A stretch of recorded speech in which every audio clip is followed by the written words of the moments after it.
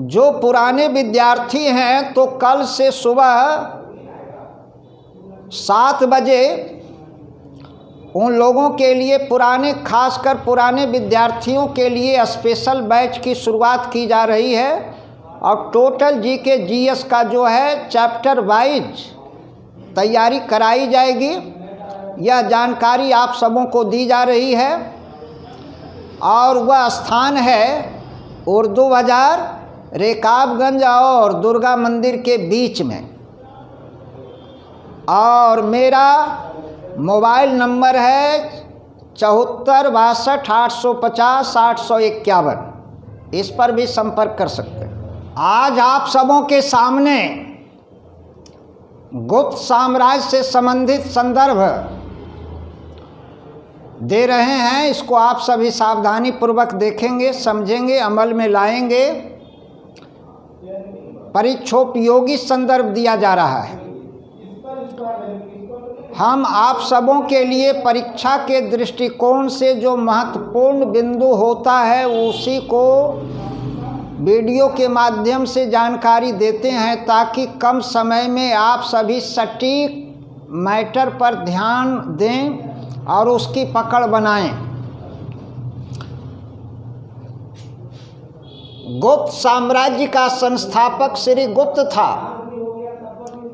समुद्रगुप्त को भारत का नेपोलियन कहा गया। इतिहासकार B.A. स्मिथ ने समुद्रगुप्त को भारत का नेपोलियन कहा है। समुद्रगुप्त विष्णु का परम उपासक था।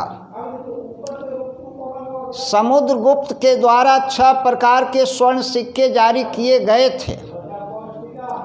इसके सिक्के पर अश्वमेध पराक्रम अंकित पाया गया है। चंद्रगुप्त द्वितीय विक्रमादित्य के दरबार में चीनी यात्री फाहियान भारत आया था। ये सभी परीक्षा के दृष्टिकोण से अति महत्वपूर्ण बिंदु है। जैसे आप सबों को जानकारी है कि चीनी यात्री ह्वेन सांग हर्षवर्धन के दरबार में भारत आया था। ह्वेन सांग का यात्रा विवरण CUK है। मोरक्को यात्री इब्न बतूता मोहम्मद बिन तुगलक के दरबार में भारत आया था और इब्न बतूता के यात्रा विवरण का नाम रेहला है। यहाँ फाहियान की चर्चा हो रही है। चंद्रगुप्त द्वितीय के द्वारा विक्रमादित्य की उपाधि धारण की गई। शक विजय करने के बाद तो कहा गया चंद्रगुप्त द्वितीय विक्रमादित्य। और चंद्रगुप्त द्वितीय विक्रमादित्य के दरबार में चीनी यात्री फाहियान आया था। फाहियान के यात्रा विवरण का नाम फोकोकुई है। ये 3 जो है प्राय विभिन्न परीक्षाओं में पूछे जाते हैं। रेहला के बारे में, फोकोकुई के बारे में और CUK के बारे में, तीनों यात्रा विवरण है। तो रेहला किसका है?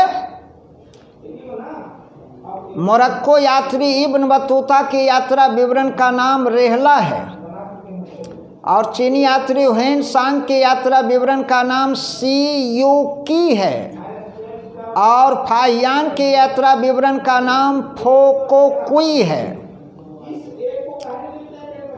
मोहम्मद बिन तुगलक के दरबार में मोरक्को यात्री यानी अफ्रीकी यात्री इब्न बतूता भारत आया था।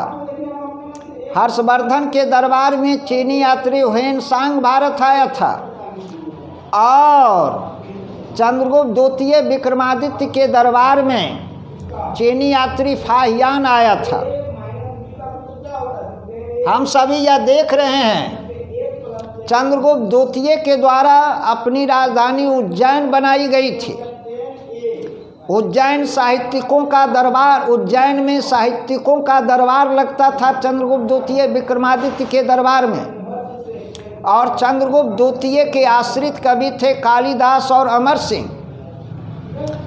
कालिदास और अमर सिंह के द्वारा जो है चंद्रगुप्त द्वितीय विक्रमादित्य के दरबार की शोभा को बढ़ाया जाता था।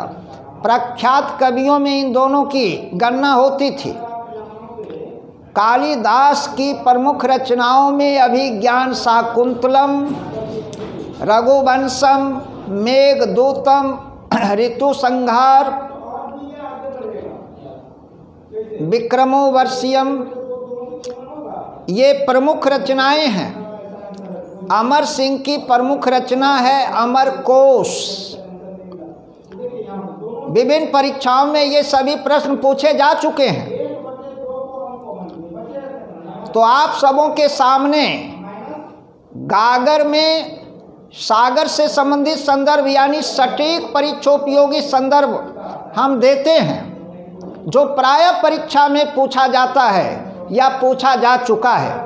वैसे संदर्भ को ही आप सबों के सामने हम पेश करते हैं। हम सभी गुप्त साम्राज्य के बारे में जानकारी ले रहे हैं। आप सबों को मालूम होगा कि मंदिर निर्माण सर्वप्रथम गुप्त काल में ही शुरू हुआ था। मंदिर निर्माण में 3 शैलियाँ प्रयुक्त होती थी।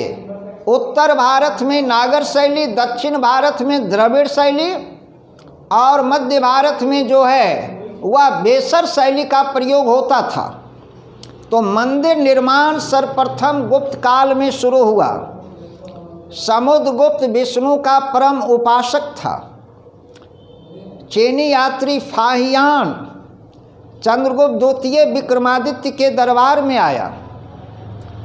गुप्त साम्राज्य को स्वर्ण युग के नाम से, गोल्डन एज के नाम से जाना जाता है। समुद्रगुप्त के द्वारा सर्वाधिक साम्राज्य विस्तार किया गया था।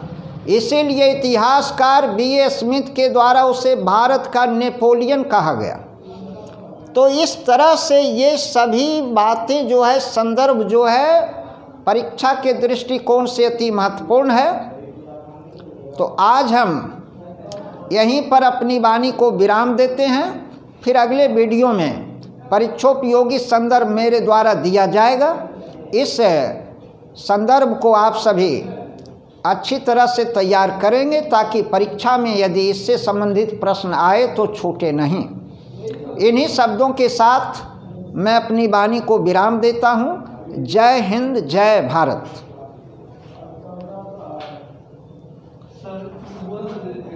कल सुबह 7 बजे से जो पुराना बच्चा के लिए तो आगे बढ़ा